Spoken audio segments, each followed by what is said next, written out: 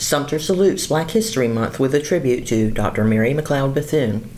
Just outside Maysville, South Carolina, sits a small building of unpainted wood with a shake roof and a door flanked by 2 shuttered windows. It's a recreation of the home in which Samuel and Patsy McLeod welcomed the 15th of their 17 children in 1875. From this cabin, Mary Jane McLeod, born into a family of former slaves, achieved greatness through her complete commitment to education. A list of Dr. Mary McLeod Bethune's accomplishments could fill volumes, and has. From an early age, Dr. Bethune had a strong desire to learn. The only child in the family to complete her formal education, she walked several miles a day to and from the Maysville School.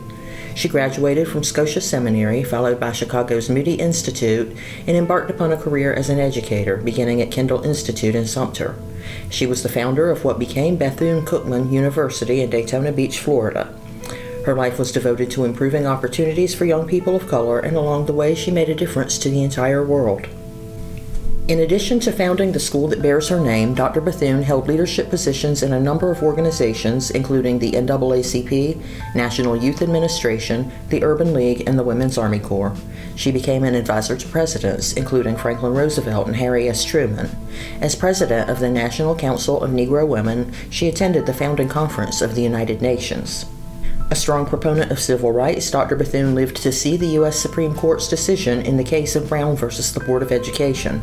Following her death in 1955, she has continued to be remembered. In 1974, she became the first black woman to be honored by a public sculpture within the District of Columbia.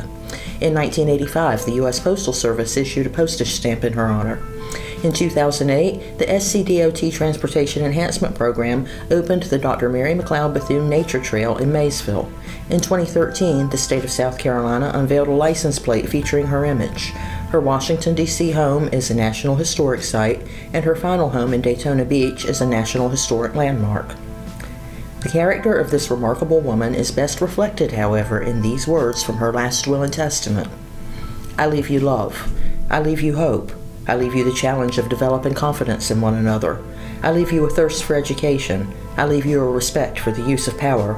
I leave you faith. I leave you racial dignity. I leave you a desire to live harmoniously with your fellow man. I leave you a responsibility to our young people." By any standards, Dr. Mary McLeod Bethune's accomplishments were remarkable.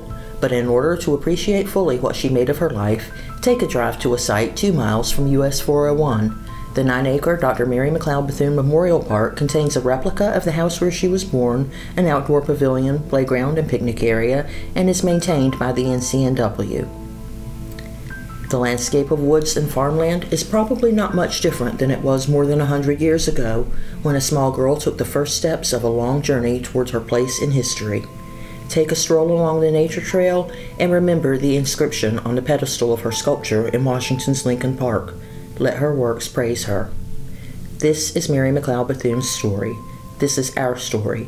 This is the story of Sumter.